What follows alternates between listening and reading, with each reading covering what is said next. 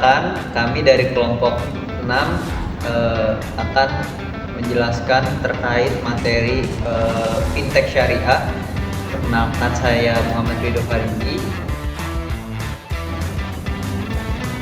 Saya Fakri Edzan Murad. Saya Imsakib Tungkan Ramadan. Saya Arsakila Domido. Izinkan kami memaparkan hasil diskusi kami atas pertanyaan-pertanyaan yang tadi diberikan. Untuk yang pertanyaan pertama itu dari sisi convertibility, jadi pada saat masih menerima uang tunai, pedagang itu ya kayak langsung memegang uang fisiknya aja gitu, jadi bisa langsung dipakai tanpa proses tambahan gitu, nggak ada pencairan, terus nggak ada perantara buat ngiriminnya gitu. Nah terus ketika mulai menerima kris dan e-wallet, uang yang diterima itu berubah menjadi saldo digital.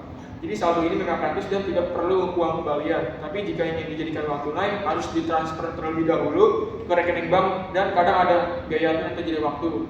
Jadi e-wallet ini meningkatkan kepraktisan transaksi. Jadi kita kayak tinggal scan kris aja gitu kalau mau bayar sesuatu. Kemudian untuk pertanyaan kedua yang mana itu adalah membahas terkait perpindahan trust dari masyarakat. Sebenarnya hal yang berubah itu pada awalnya didasarkan pada proses shifting dari fiksi bersama yang awalnya itu berupa uang kertas dan uang logam menjadi angka-angka yang ada di layar. Nah, proses pergeseran fiksi bersama ini membuat masyarakat mau tidak mau juga untuk menggunakan layanan tersebut harus menggeser pihak-pihak yang mereka berikan trust juga. Contohnya, sebelum terjadinya digitalisasi perbankan yang mana masih menggunakan uang kertas dan uang koin, trust masyarakat itu cukup hanya kepada dua pihak utamanya, yaitu kepada bank sentral dan kepada pemerintah. Nah, setelah terjadinya shifting dan digitalisasi perbankan, masyarakat itu sekarang menjadi harus lebih mempercayai lebih banyak pihak dalam penggunaan uangnya. Contohnya dalam kasus ini adalah perusahaan-perusahaan fintech yang mereka gunakan layanannya. Contohnya seperti GoPay, OVO dan sebagainya. Jadi mereka selain harus mempercayai pemerintah, bank sentral, mereka juga harus mempercayai pihak-pihak yang mereka gunakan layanannya. Oke, lanjut untuk pertanyaan ketiga. Apakah uang digital seperti QRIS lebih baik daripada uang tunai? Ya, kita juga mesti mengetahui bahwa produksi uang digital tidak memiliki nilai intrinsik dalamnya.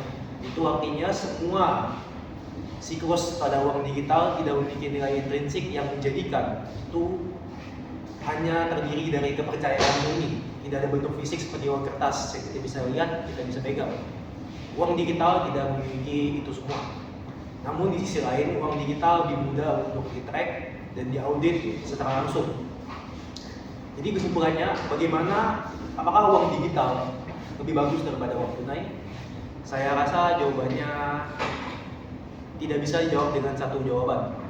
Uang digital bisa mendorong perekonomian, namun uang tunai tetap harus ada. Lalu apakah ada trade-off dari ketidakadaan nilai intrinsik itu?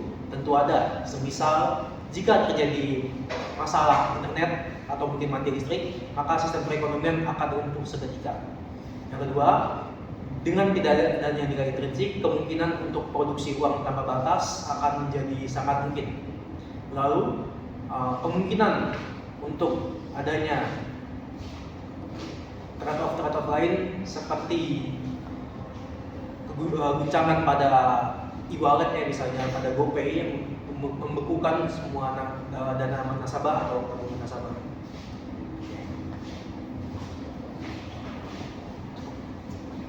Oke, selanjutnya itu ada kesimpulan. Jadi kesimpulan ini yaitu adalah dari jawaban yang teman-teman saya sampaikan.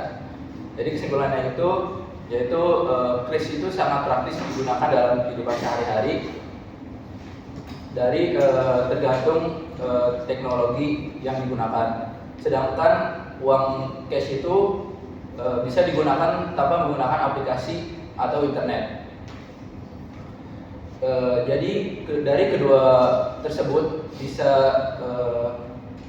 mempunyai kelebihan dan kekurangan untuk kehidupan sehari-hari dan bisa memberikan sistem pembayaran pada jual beli sehari-hari.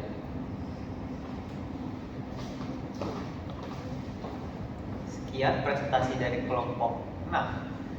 Terima kasih atas perhatian yang sudah diberikan. Wassalamualaikum warahmatullahi wabarakatuh.